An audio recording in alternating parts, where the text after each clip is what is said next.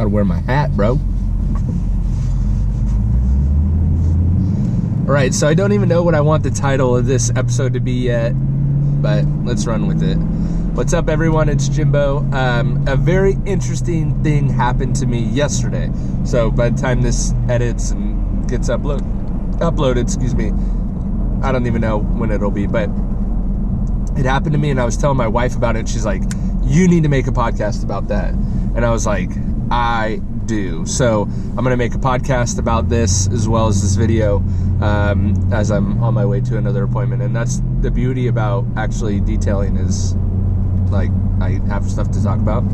Anyway, so what happened was a long-time client, like my whole professional detailing career, I've had this client. So over 10 years now, I've had this client. And recently, over the past year, it's sagged off and I stopped doing the cars and all that. And then the client got a new car. And out of the blue, they call me and they're like, hey, we need to get on a continuity program to have you just come out every 2 weeks, same time, something where like it's just expected, the keys in the car, cars in the driveway, like bill us, just honestly the ultimate call, right? Someone who's ready to pay, willing to pay, doesn't even want to talk to you, just wants you to handle the car. That's my favorite type of client. I don't even want to talk to you, just let me do the car, do my job, and be done. So honestly, most ideal situation happened.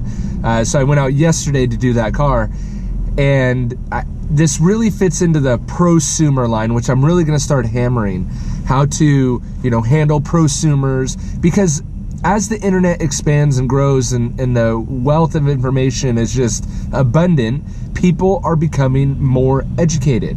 And so, but there's also those that aren't. So let me finish the story about my client, and then we'll kind of wrap it back into the prosumer and how to handle it. So as I was there doing the car, it's a quick maintenance service, waxing it once a month. Like I said, the continuity program, money's in the bank before the month even starts, which is what we teach in the Detailer Inner Circle to do. And so I'm doing the car, and the client comes out and goes, oh, what's interesting is we had someone else come do the car. I don't know if it was the week before or 2 weeks before or whatever. And I said, oh, really? That's interesting. Like, okay. Not sure, what's going on there, but okay. And the client went on to talk about how the company made her feel so uncomfortable. The funny thing about this, well-dressed in uniforms, looked nice, had presentable, all that. But what the detailer didn't know is that this house has security cameras. And that's one thing that, the old saying is, like, someone's always watching, even when you don't think they are. Well, someone in this case was watching. And my client, my client watched this detail company, because they weren't familiar with them, wash the car, detail the car. And it was through that the client decided they didn't feel comfortable with their brand new purchase being in the hands of this particular detail company. And it was just like mind-blowing for me, of like, exactly, that's right. Like, and these like revelations have been starting to come to me, of where I know what I think in my head, but I don't have the right words to describe what I'm actually thinking. And this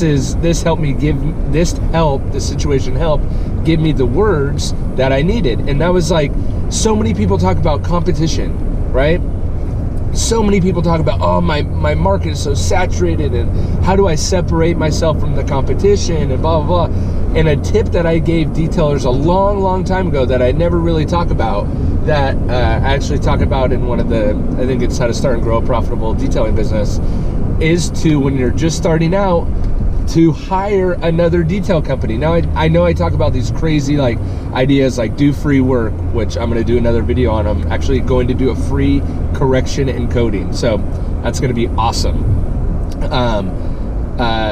Do free work, hire other detailers, because then you can figure out what they do or don't do correctly, and then you could do that in your business, or read negative Yelp reviews, or read just the Yelp reviews in general, and then kind of piggyback off what people have already done, piggyback off what I've already done, and go from there.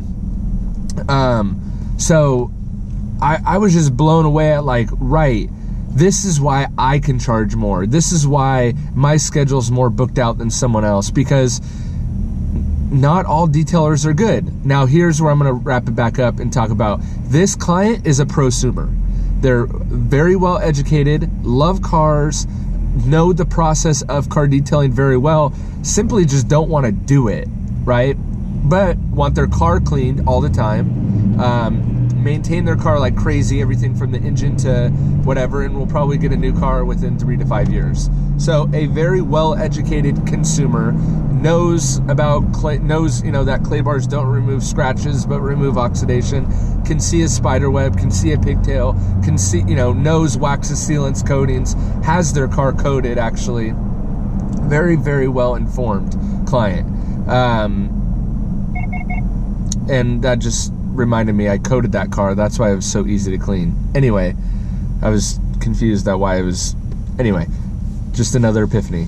So how do you handle, so I look at it like, this is the best thing to ever happen to the detailing industry, is these prosumers coming into the market. Why? Because they're willing to pay. On the contrary, I have another client who's 70, 75 years old, really doesn't know the difference between a car wash or a car wash tunnel and me coming to the house, other than it's just more convenient because he has like 6 cars. So going back and forth 6 times, actually it would be 12 times. So the car wash with 6 cars is super inconvenient, right? But he doesn't, so I can handle him differently than a prosumer client.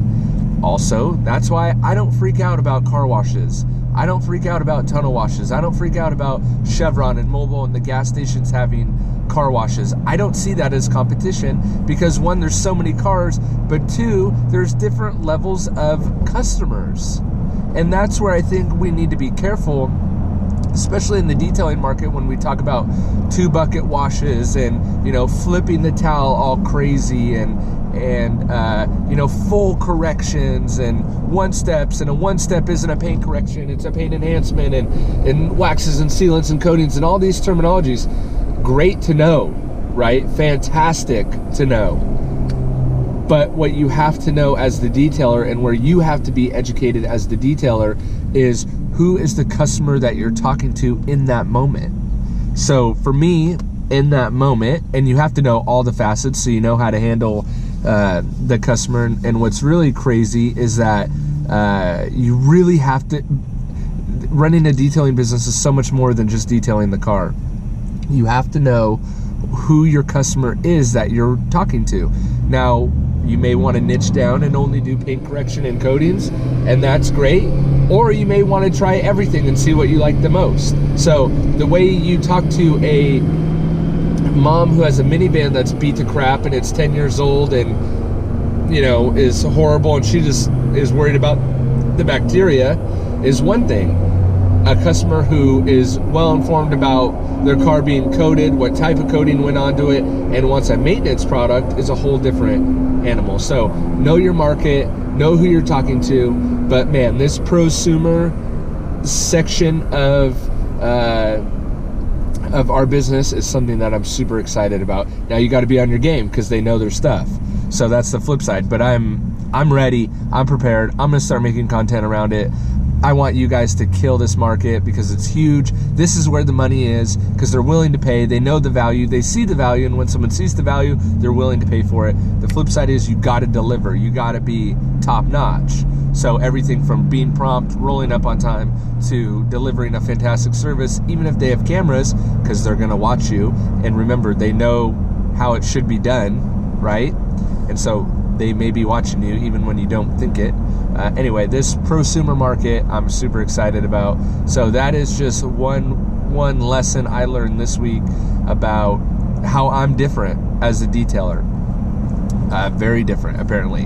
And if you're different, you could charge more. You could or charge less, because I guess on the flip side, that detailer was different, but in a bad way.